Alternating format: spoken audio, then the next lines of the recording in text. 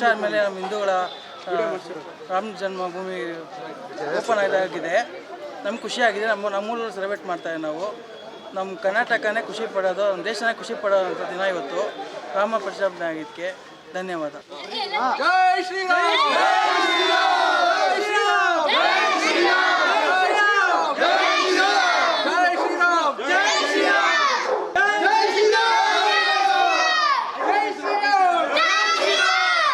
ಇಷ್ಟು ದಿವಸ ನಮಗೆ ನ್ಯಾಯ ಸಿಕ್ಕಿರಲಿಲ್ಲ.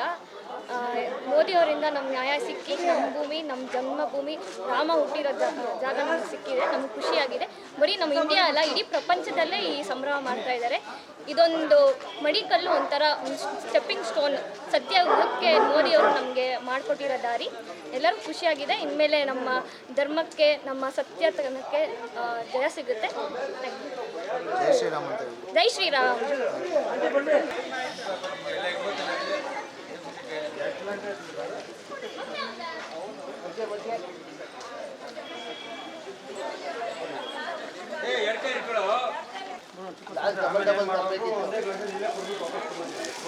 ಹಂಗೆ ಮಾಡೋಣ.